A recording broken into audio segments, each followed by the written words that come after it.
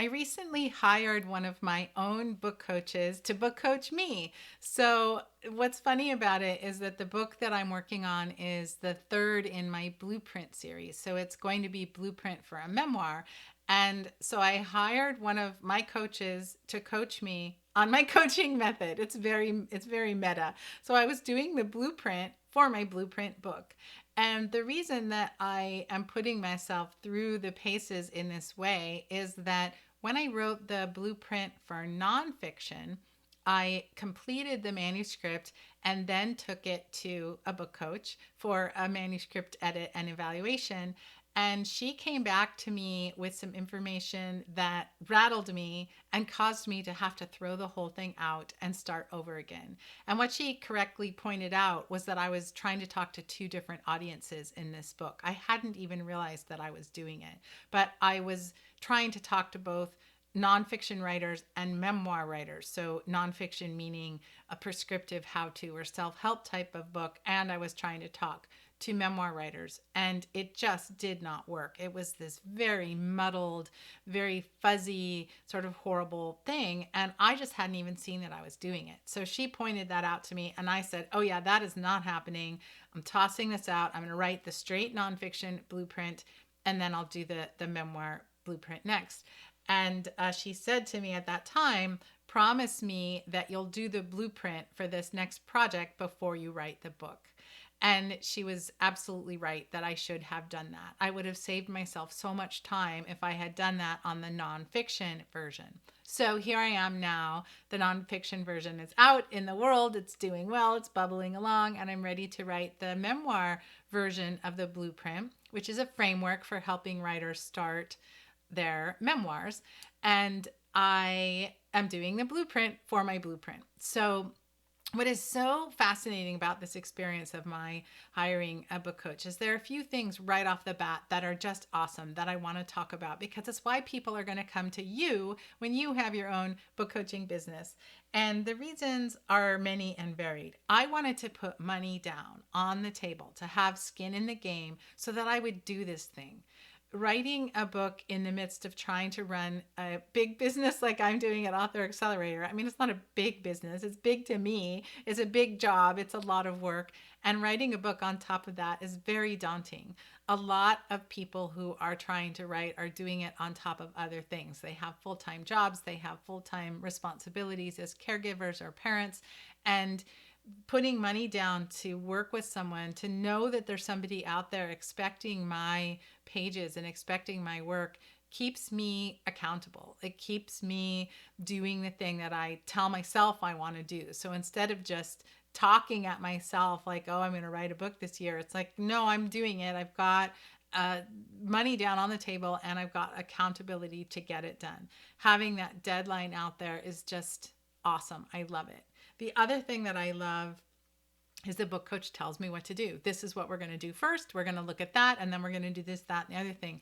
I sort of get to hand over the process to somebody else, the project management to somebody else. I get to let them carry that and let them see that big picture of what we need to do. And that makes it so much better for me. I don't have to think about what's next or what am I going to do or how am I going to do this. I get to just show my work to her, have a conversation. She tells me what she sees, what she thinks we need to do, and says, this is what we're going to do next. And I say, awesome. And I get to do it. So I love that part.